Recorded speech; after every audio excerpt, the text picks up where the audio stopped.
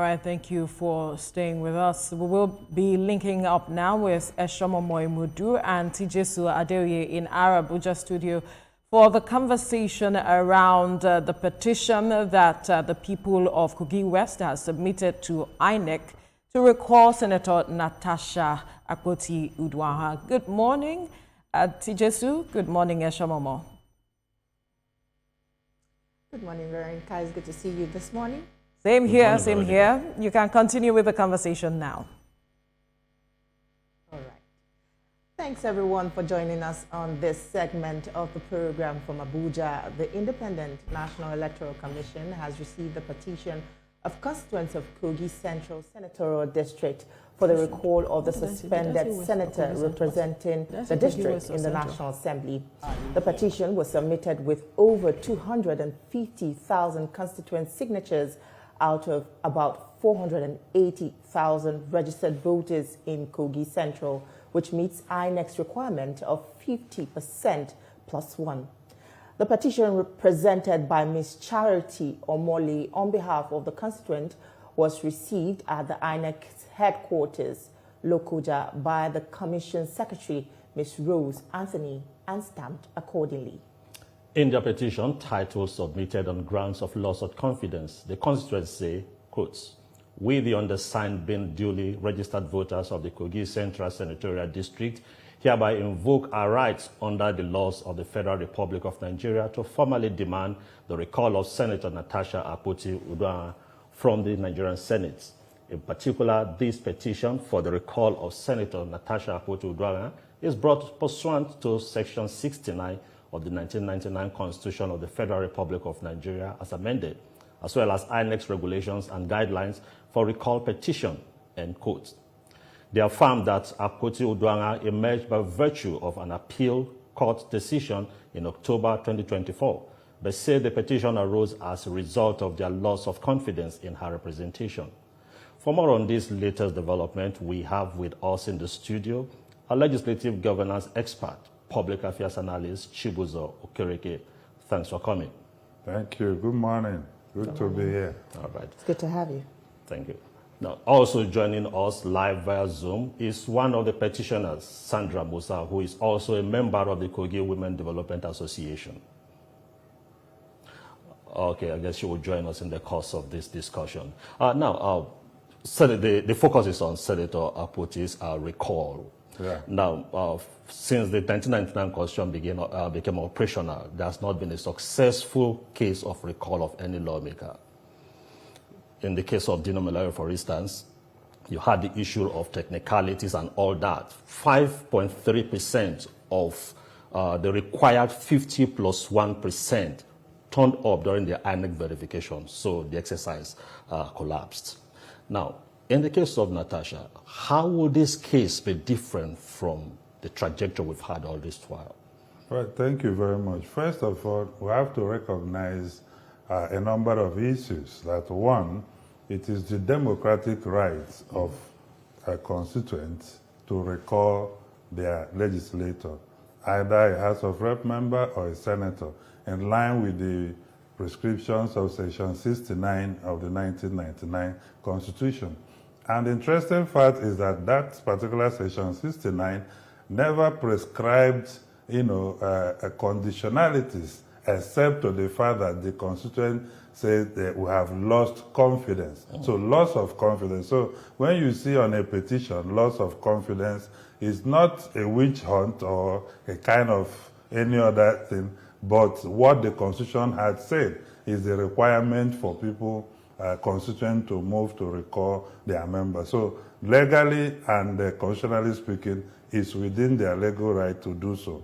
But in terms of realization and the operational possibility of that is not a tea party. In fact, it is more difficult than conducting a normal election.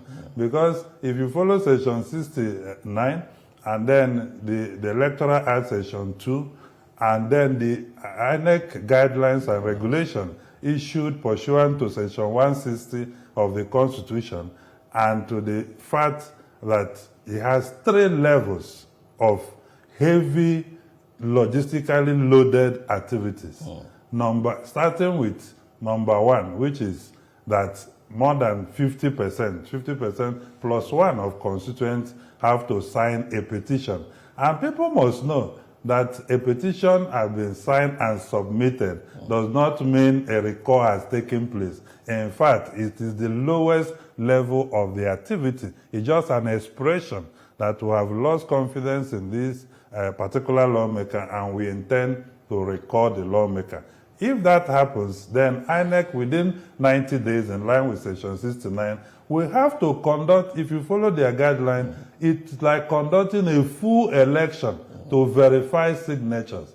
And by that guideline, Section 1 of Part 1, Section 1 up to 8 of the guideline, they have to appoint verification officers. The petitioners will appoint agents with their photograph. Even the lawmaker seeking to be, the lawmaker they want to recall, INEC will notify the presiding officer of that chamber. The lawmaker has the right to appoint agents to supervise the verification process, and it's going to be conducted across the entire polling unit. Now, the interesting fact is that about 474,554 registered voters exist in Kogi Central Senatorial District. In the 2023 elections, both candidates that had the majority vote scored a combined total of about 105,000, which is just 22% of the vote. Now, already we have 50 plus 1% of people seeking to recall the card. So when you finish the verification, which collation process will start from polling unit to ward level, to local government level, down to the constituency level. Before, if that is certified, which is mostly very difficult, but it's not impossible because we are dealing with politics.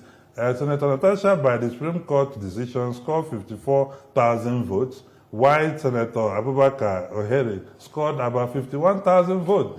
That tells you that it was a keenly contested election. And there are political interests within the senatorial district that are pushing, now that this senator is having problem in the National Assembly, I think it's our opportunity to get back what we thought the court denied us, which is the political dimension of recall process. And of course, there is the economic and social dimension as to what are the motives, what are the push and pull factors, what is stimulating this. So it's not a tea party, but it's not impossible. It's politics we are dealing with. Of course. Yeah. Well, like you rightly mentioned, the process of recalling a representative in the parliament is the constitutional right of the constituents who do not feel adequately represented. Absolutely. But why does it feel that people of Kogi Central are being criticized just for trying to enforce their constitutional rights to attempt to recall Senator Natasha Akpoti-Uduaghan?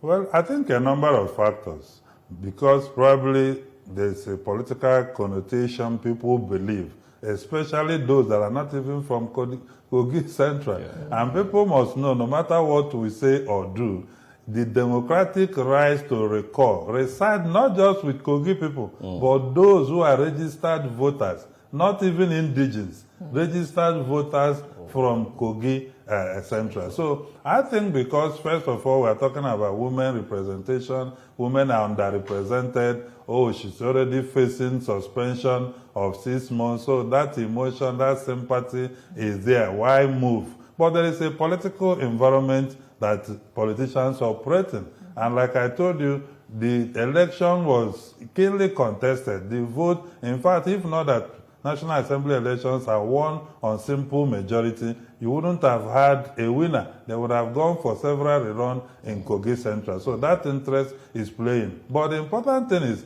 this calls to question also the culture of our democracy. How entrenched is our democracy? On one hand, we want democracy to thrive, irrespective of the motivation or stimulation to this fact. When a democratic right exists, we must recognize it. The factors that are pushing for the recall, we can deal with. The economic factors, like people have been alleged that there was an empowerment process that turned to, a recall. Those are the political environment, that play. But whether it is within their democratic right to do so, it is correct. But whether they will succeed and whether the political literacy level in Nigeria, in a country of 133 multidimensionally poor people, at the rural level, you can expect that on their own, they will not just wake up and say, we want to recall. Certain factors are fueling the process, and maybe that is what people are crying about. But it's all about the political environment, the economic environment, the social environment they exist in. But I personally think that the process should be allowed to play out, and it's almost impossible for even the verification process to pass, except the senator is not on ground. Well, Ambassador Okereke, who definitely continue this conversation, but that will be right after this break. Stay with us. We'll be right back. Life is politics. In Nigeria, almost every part of our